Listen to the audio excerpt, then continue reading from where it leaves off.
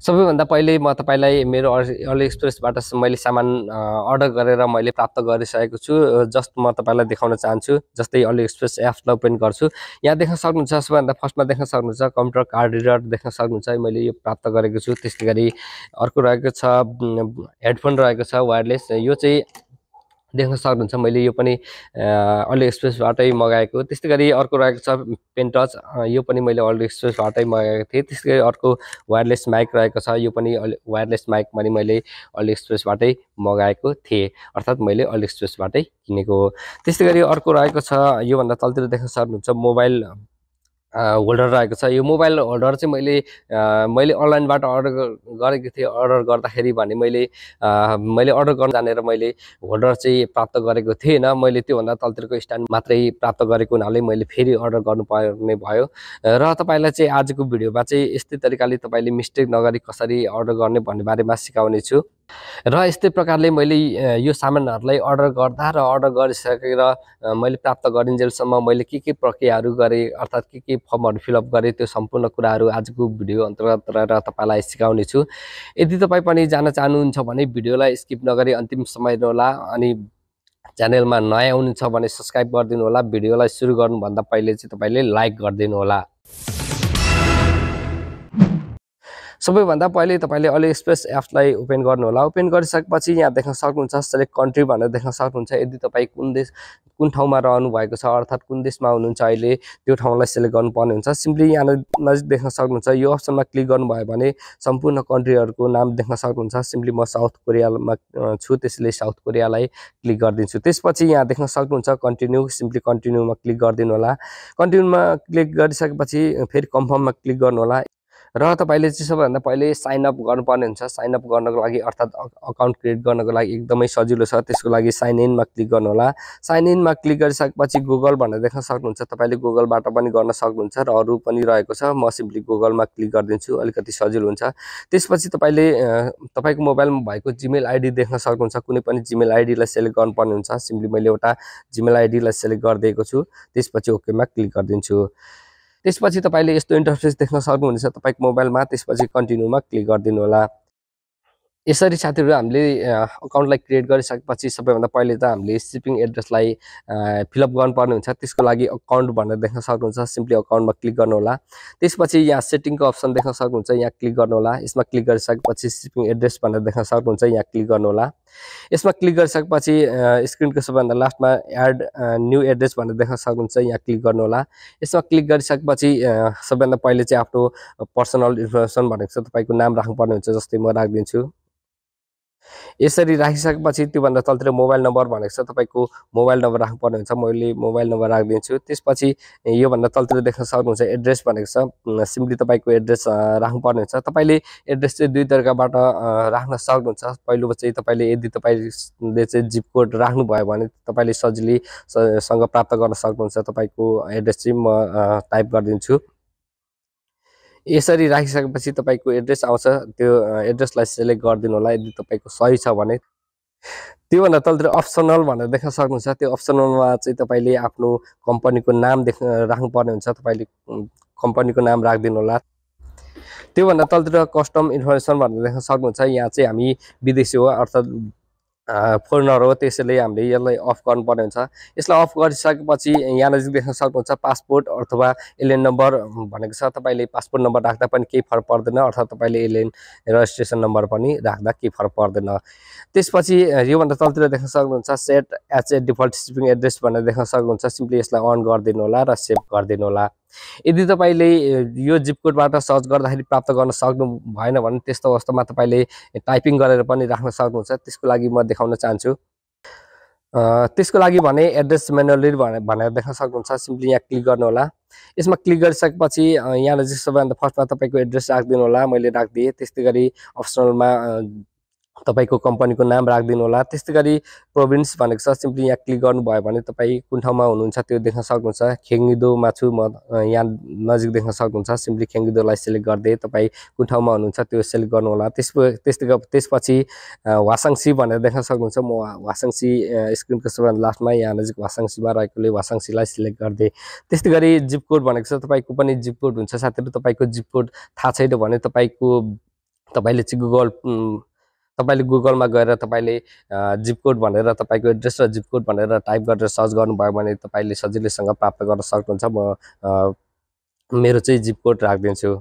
त्यसपछि तपाईले यहाँनिर देख्न सक्नुहुन्छ सबैभन्दा फर्स्टमा चाहिँ समर सेल भनेर देख्न सक्नुहुन्छ। यदि तपाईले यहाँबाट तपाईले कुनै पनि 3वटा आइटमलाई क्लिक गर्नुभयो भने अर्थात् किन्न चाहनुहुन्छ भने तपाईले मात्र एउटा आइटम बराबर $1 मा किन्न सक्नुहुनेछ। त्यस्तै गरी तल्लो अप्सनमा रहेको छ समर सेल भनेर देख्न सक्नुहुन्छ। यदि तपाईले पहिलो पटक अकाउन्ट क्रिएट गर्दै हुनुहुन्छ र तपाई सामान किन्न चाहनुहुन्छ भने त्यस्तो अवस्थामा तपाईले 50% डिस्काउन्टमा प्राप्त गर्न सक्नुहुनेछ।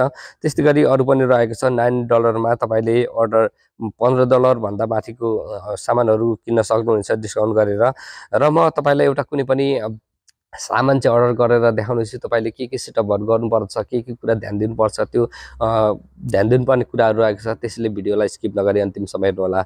जस्तै म सर्च बारमा टाइप गर्छु, यहाँ देख्न सक्नुहुन्छ वायरलेस माइक भनेर सर्च गरिसकेको छु। त्यसपछि चाहिँ मैले कुनै पनि तपाईलाई देखाउनको लागि एउटा क्लिक गर्दिन्छु, यहाँ देख्न सक्नुहुन्छ।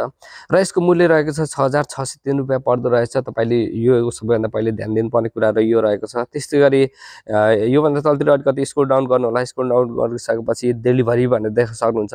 डेलिभरी चाहिँ कस्तो अवस्थामा तपाईले यहाँ चाहिँ फ्री पाउन सक्नुहुन्छ भने फ्री शिपिङ ओभर चाहिँ तपाईले 13,000 भन्दा प्लसको सामान चाहिँ अर्डर गर्नुभयो भने त्यस्तो अवस्थामा तपाईले फ्री डेलिभरी पाउनु हुँदो रहेछ। त्यस्तै गरी 5 दिनमा डेलिभरी हुँदो रहेछ। यदि तपाईले आज अर्डर गर्नुभयो भने जुन 23 मा प्राप्त गर्न सक्नुहुने रहेछ। त्यस्तै गरी अलिकति स्क्रोल डाउन गरिसकेपछि रिभ्यू हेर्नुपर्ने हुन्छ, अर्को पोइन्ट रहेको छ।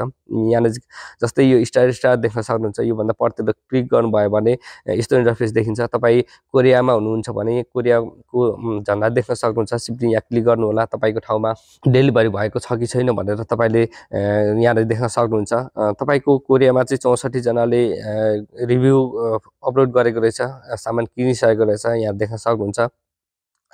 यहाँ चाहिँ कस्तो रहेको छ, यसको राम्रो छ कि छैन सम्पूर्ण यो रिभ्यूहरुलाई चेक गर्नु होला। त्यसपछि अलिकति स्क्रोल डाउन गर्नु होला। स्क्रोल डाउन गरिसकेपछि डिस्क्रिप्सनलाई चेक गर्नुपर्ने हुन्छ। तपाईले यहाँ डिस्क्रिप्सनहरु रहेको छ, यो सम्पूर्ण डिस्क्रिप्सनलाई सही छ कि छैन तपाईको लागि त्यो सम्पूर्ण कुराहरुलाई ध्यान दिएर चेक गर्नु होला। र यति गरिसकेपछि अब चाहिँ तपाईले अहिले चाहिँ सामान किन्दिन म मेरो चाहिँ जस्तो सेभ गरेर राख्छु यो आइटमलाई चाहिँ भन्नुहुन्छ भने त्यस्तो अवस्थामा एड टु कार्ट भनेर देख्न सक्नुहुन्छ। सिम्पली यहाँ क्लिक गर्नु होला। यहाँ क्लिक गरिसकेपछि कन्टिन्यूमा क्लिक गर्नुभयो भने तपाईको सामान चाहिँ सेभ भएर रहन्छ। तपाईले पछि गएर त्यो सामान हेर्न सक्नुहुन्छ। र तपाई बाइ गर्न चाहनुहुन्छ अर्थात् किन्न चाहनुहुन्छ भने त्यस्तो अवस्थामा बाइ नाउ भनेर देख्न सक्नुहुन्छ। सिम्पली यहाँ क्लिक गर्नु होला। यसमा क्लिक गरिसकेपछि तपाईले ध्यान दिनुपर्ने कुरा चाहिँ के छ भने यहाँ देख्न सक्नुहुन्छ यो आइटमहरु धेरैवटा रहेको छ। मैले पनि यहाँ चाहिँ मिस्टेक गरेको थिएँ, त्यसैले मैले ट्रिपोड किन्दाखेरि भने मेरो तलतिरको मात्र आएको थियो, मेरो होल्डर चाहिँ आएको थिएन। तपाईले ध्यान दिनु होला। यहाँ चाहिँ आइटमहरु धेरैवटा रहेको छ। यो आइटमहरुलाई सिलेक्ट गर्दै जानु होला, कुन आइटम चाहिँ पाउने रहेछ, कति मूल्यमा भनेर देख्न सक्नुहुन्छ। जस्तै मैले अर्को आइटमलाई सिलेक्ट गर्दै गए भने अरु यहाँ चाहिँ प्राइस पनि चेन्ज हुँदै जान्छ, तपाईले देख्न सक्नुहुन्छ। त्यस्तै गरी अब चाहिँ तपाईले किन्नको लागि भने कन्टिन्यूमा क्लिक गर्नुपर्ने हुन्छ। कन्टिन्यूमा क्लिक गर्नु होला। त्यसपछि तपाईले पेमेन्ट मेथड सिलेक्ट गर्नुपर्ने हुन्छ। त्यसको लागि तल्लो अप्सनमा क्लिक गर्नु होला। सिलेक्ट पेमेन्ट मेथड भनेको छ, त्यसमा क्लिक गरिसकेपछि तपाईले कसरी पेमेन्ट गर्न चाहनुहुन्छ त्यो तपाईले सम्पूर्ण कुराहरु देख्न सक्नुहुन्छ। तपाईले पे चाहिँ जस्तै काकाओ पेबाट पनि गर्न सक्नुहुन्छ, नेभर पे, टोस्ट पे, र तपाईले देख्न सक्नुहुन्छ एड अ न्यू कार्ड भनेको छ। तपाईले तपाईको भिसा कार्डबाट पनि तपाईले पेमेन्ट गर्न सक्नुहुनेछ। त्यसको लागि एड न्यू कार्डमा क्लिक गरिदिन्छु। म यहाँबाट एड गर्न गइरहेको छु। सिम्पली यहाँ टिक मार्क लगाइदिन्छु। टिक मार्क लगाइसकेपछि कार्ड नम्बर भनेको छ, तपाईको कार्ड नम्बर राख्दिनु होला तपाईको एटीएम कार्डमा भएको। त्यस्तै गरी कार्ड होल्डर नेम भनेको छ, त्यहाँ चाहिँ एटीएम कार्डमा भएको अनुसारले तपाईले आफ्नो नाम राख्नु होला। त्यस्तै गरी मन्थ इयर भनेको छ, तपाईको एक्सपायरी डेट पनि हुन्छ त्यो पनि राख्नु होला। अनि त्यसपछि सीभीभी भनेर देख्न सक्नुहुन्छ, त्यो पनि कार्डको पछाडिपट्टि हुन्छ, त्यो राख्नु होला। र सेभ एन्ड कन्फर्ममा क्लिक गरिदिनु होला। म सिम्पली त्यही गरिदिन्छु। यसरी सम्पूर्ण कुराहरुलाई तपाईले फिलअप गरिसकेपछि देख्न सक्नुहुन्छ पे नाउ भनेर देख्न सक्नुहुन्छ। सिम्पली तपाईले पे नाउमा क्लिक गर्नु होला। त्यसपछि देख्न सक्नुहुन्छ पेमेन्ट सक्सेसफुल भनेर देख्न सक्नुहुन्छ। मेरो सामान चाहिँ अलरेडी किनिसकेको छु, अर्थात् अनलाइनबाट सपिङ गरिसकेको छु। सो यस्तो प्रकारले तपाईले सामानलाई अर्डर गरिसकेपछि केही दिनमा चाहिँ तपाईलाई एउटा मेसेज आउनेछ तपाईको काकाओ अकाउन्टमा। सिम्पली म काकाओ एप्सलाई ओपन गरिदिन्छु। त्यसपछि यहाँ देख्न सक्नुहुन्छ एउटा मेसेज रहेको छ यसलाई चाहिँ तपाईँले एउटा फर्म फिलअप गर्नुपर्ने हुन्छ। त्यसको लागि खेन छङ्बो इब्रक हागी भनेर देख्न सक्नुहुन्छ। त्यो अप्सनमा चाहिँ तपाईँले क्लिक गर्नुपर्ने हुन्छ। त्यो अप्सनमा क्लिक गरिसकेपछि तपाईँको मोबाइलमा यस्तो इन्टरफेस देखिनेछ। त्यसपछि सबैभन्दा पहिले चाहिँ नेगोकिन भनेर देख्न सक्नुहुन्छ, सिम्पली यसमा क्लिक गर्नुपर्ने हुन्छ। त्यसपछि वेगुकिन भनेर देख्न सक्नुहुन्छ, सिम्पली तपाईँले वेगुकिनमा राख्नु होला। त्यसपछि तपाईँले दुई तरिकाबाट तपाईँले आफ्नो नम्बर राख्न सक्नुहुन्छ। रेसिडेन्ट्स भनेको छ, यो चाहिँ तपाईँले एलियन नम्बर राख्न सक्नुहुन्छ र तपाईँले पासपोर्टबाट पनि तपाईँले राख्न सक्नुहुन्छ। यदि तपाईँ पासपोर्टबाट राख्दै हुनुहुन्छ भने पासपोर्टमा क्लिक गरेर तपाईँले यहाँ चाहिँ क्लिक गर्नुपर्ने हुन्छ र तपाईँ हामी नेपाल भनेर देख्न सक्छौँ। यहाँ चाहिँ त्योभन्दा तलतिर नेपाललाई राख्नुपर्ने हुन्छ।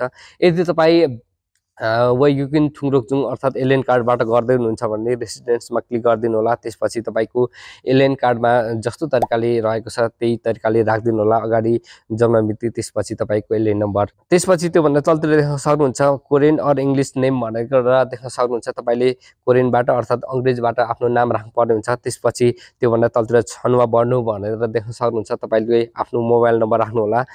यसरी मोबाइल नम्बर राखिसकेपछि अर्थात् यो सम्पूर्ण कुरालाई फिलअप गरिसकेपछि छजाङ भनेर देख्न सक्नुहुन्छ। सिम्पली तपाईँले छजाङमा क्लिक गर्नुपर्ने हुन्छ।